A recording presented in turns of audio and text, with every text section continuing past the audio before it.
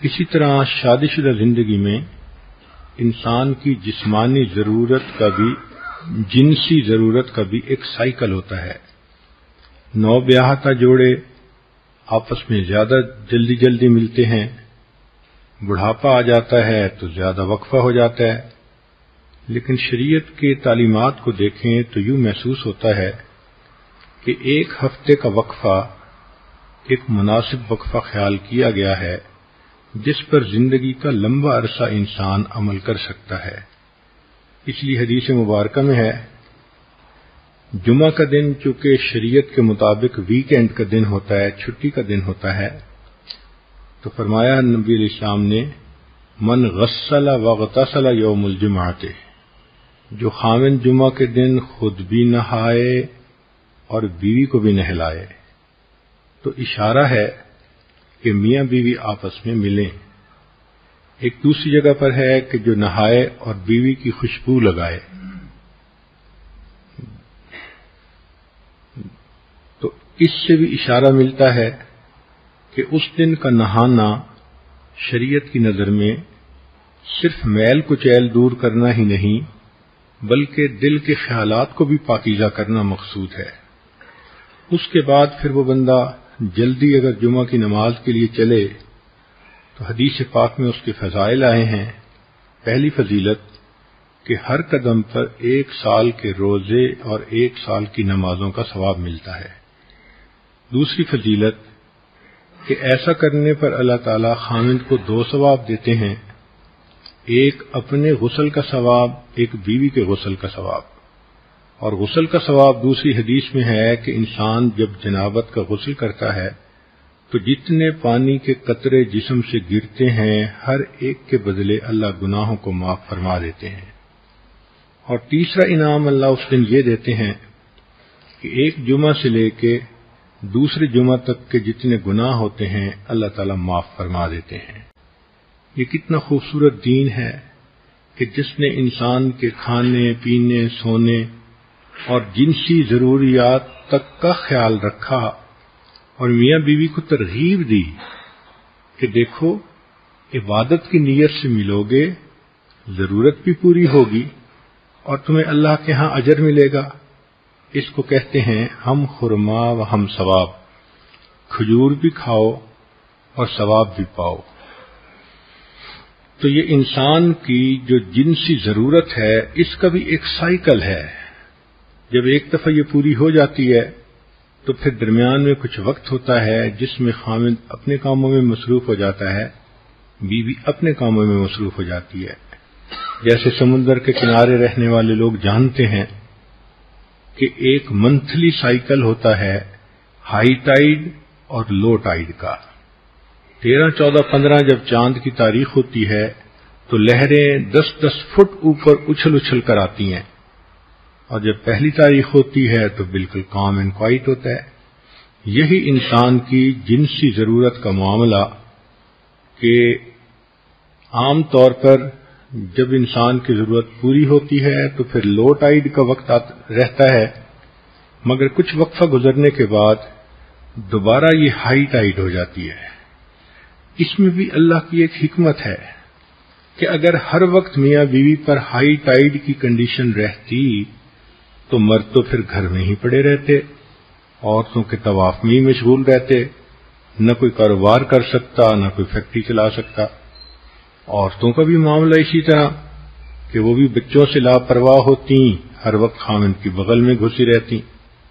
تو اللہ رب العزت نے کتنی خوبصورت زندگی دی ہے کہ جس میں ہر چیز کا خیال رکھا گیا۔ تو وقفے سے صحت بھی برقرار اور پھر وقفے سے ملنے سے محبت کا احساس بھی زیادہ ہوتا ہے۔ اس کے علاوہ بھی انسان کو ضرورت پیش آ سکتی ہے، انسان ہے، صرف ایک ہفتے ہی کا تو مسئلہ نہیں لکھا شریعت نے، اجازت تو ہر وقت دی ہے۔ چنانچہ شریعت نے کہا کہ مرد اگر باہر پھر رہا ہو اور اس کی نظر کسی غیر محرم پر پھرے اور اس کے دل میں اس کا خیال آ جائے تو نبی علیہ السلام نے فرمایا کہ اس کو چاہیے کہ گھر آئے اور اپنی بیوی سے مل لے، جو کچھ اس عورت کے پاس تھا وہی کچھ گھر میں بیوی کے پاس ہوگا. کتنی خوبصورت تعلیمات ہیں کہ جو کچھ تم باہر ڈھونڈتے ہو جب تمہیں گھر میں ملتا ہے تو پھر گناہ کرنے کی کیا ضرورت ہے. اسی طرح نبی علیہ الصلوۃ والسلام کی سنت مبارکہ ہے، جب آپ سفر پہ تشریف لے جانے لگتے تھے تو اپنے اہل خانہ سے ملاپ کرتے تھے. حدیث پاک میں ہے کہ حجۃ الوداع کے موقع پر نبی اسلام نے احرام باندھنا تھا تو جتنی ازواج مطہرات ساتھ تھیں اللہ کے حبیب صلی اللہ علیہ وسلم نے سب کے ساتھ وقت گزارا. اسی طرح سفر سے واپس آئیں تو بھی بیوی سے ملنا سنت ہے. کئی مرتبہ انسان کو کوئی خوشی ملتی ہے تو وہ اپنی بیوی سے قریب ہوتا ہے، بیوی کو کوئی پریشانی ہوتی ہے تو وہ خاوند کا قرب چاہتی ہے. تو انسانی طبائع ہیں. شریعت نے سمجھا دیا کہ دیکھو ایک عام سائیکل کی جو مقدار ہے وہ 1 ہفتہ ہے. اب اپنی زندگی کی ضرورتوں کو دیکھتے ہوئے اس سے کم عرصے میں بھی مل سکتے ہو، اس سے زیادہ عرصے میں بھی مل سکتے ہو. لیکن کئی مرتبہ جب میاں کے اوپر یا بیوی کے اوپر اتار کی کنڈیشن ہوتی ہے تو غلط فہمیاں ہو جاتی ہیں. شیطان اس سے فائدہ اٹھاتا ہے. اس وقت میں خاوند اپنے کام کی طرف توجہ زیادہ دیتا ہے، دفتر پہ توجہ زیادہ دیتا ہے، دوستوں میں وقت زیادہ دیتا ہے، تو بیوی سمجھتی ہے کہ شاید باہر نکل کر یہ کہیں انوالو ہو گیا ہے. حالانکہ ہر وقت تو ایسا نہیں ہوتا کہ خاوند کے باہر نکلنے کا ایک ہی مقصد ہو. خود عورت کے اوپر جب اتار کی کنڈیشن ہوتی ہے تو اس کی طبیعت میں سستی ہوتی ہے، بے اطمینانی سی ہوتی ہے، تھکی ہوئی ہوتی ہے، پریشانی، طبیعت میں بیزاری. شریعت نے کہا کہ ایک ہی کام کے لیے زندگی نہیں دی. ایسے حالات میں تم اللہ کی عبادت کرو، قرآن پاک کی تلاوت کرو، ذکر سے اپنے دل کو اطمینان پہنچاؤ. چنانچہ رب کریم ارشاد فرماتے ہیں کذالک لنثبت بہ فؤادک، اے میرے حبیب صلی اللہ علیہ وسلم کہ جب آپ کا دل مغموم ہوتا تھا ہم قرآن پاک کی آیتیں اتارتے تھے آپ کے دل کو تسلی دینے کے لیے. کاش کہ ہم یہ تجربہ کرتے کہ غمزدہ انسان کو قرآن مجید سے کیا سکون ملتا ہے، غمزدہ دل کو نماز پڑھنے سے کیا لطف ملتا ہے. لیکن ہم ان تجربات سے ابھی واقف نہیں، ہمیں صرف مادی چیزوں کا پتہ ہے.